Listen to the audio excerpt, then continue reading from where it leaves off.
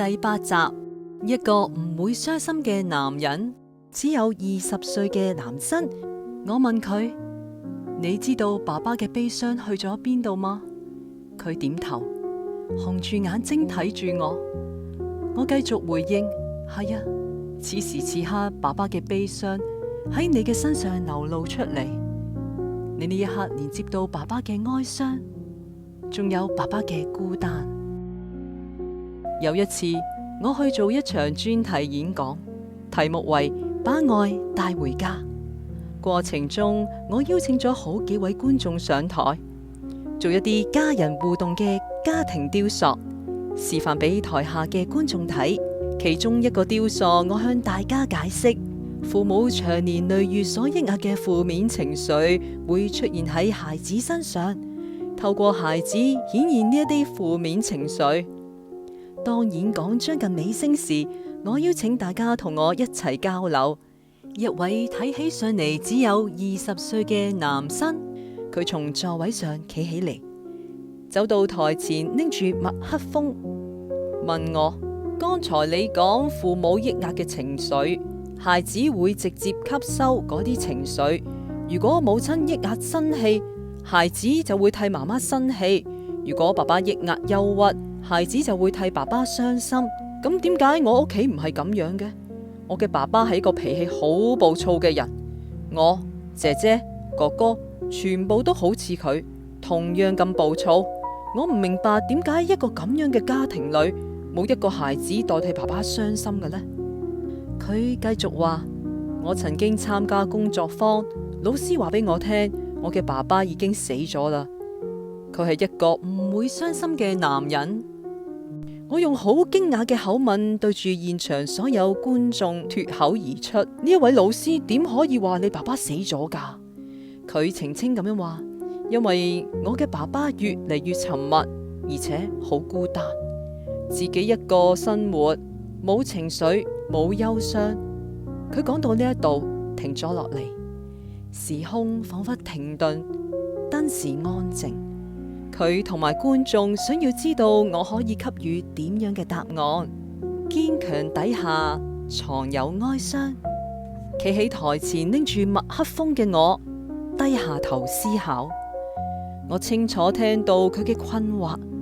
點解我哋所有嘅手足都冇一個代替爸爸傷心？嗰啲傷心去咗邊度呢？既然嗰位帶領工作坊嘅老師已經將話推到如此極端，我要點樣做先至能夠讓佢爸爸嘅憂傷翻到比較中庸嘅部分呢？我抬起頭，恰好睇到一位大約50多歲嘅男士坐喺觀眾席嘅第一排。我邀請佢協助我，佢走向講台中央，企住喺度，面向觀眾。我指住站立嘅男士，對住台下發問問題嘅男生講：假設呢一個係一個冇悲傷嘅男人，我對觀眾群講：呢一個係我哋男人嘅悲哀。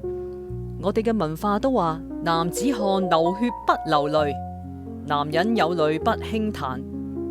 只有男生流淚，我哋就會話佢娘娘腔。我哋甚至話佢真係唔似一個男人啊，一啲男子氣概都冇。呢一啲話導致好多男人獨自躲喺洗手間或者洗澡時先至允許自己流淚。殊不知道咁樣嘅文化準繩害慘咗幾多男人啊！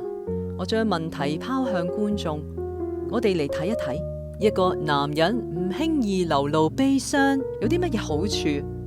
台下冇觀眾回應我。呢一位男生主動回答：咁樣佢至少可以運作，家唔會垮下，佢仲可以將家撐下去。回答得真係好。佢繼續告訴我哋：我爸爸好細嘅時候就從中國南下跟隨父母嚟到馬來西亞。我嘅祖父喺我爸爸好年輕嘅時候就暴斃去世。我嘅爸爸係家裏嘅長子，之後佢就好似一個小爸爸，協助我嘅祖母照顧其他手足，甚至仲要賺錢養家。佢就係咁樣樣一手撐起一個家庭。佢脾氣向來都好暴躁，動不動就發脾氣，對待我哋呢啲孩子亦都係咁樣。但係佢由始至終都冇顯露過悲傷。對於佢嘅原生家庭，仲有我哋嘅家庭，佢知道佢需要撐下去。男生講到呢一度，企喺台前喊咗落嚟。我睇住呢一位年輕嘅男生喺觀眾群裏冇辦法抑壓自己對爸爸嘅心痛。我知道佢嘅內心同爸爸嘅哀傷連接啦。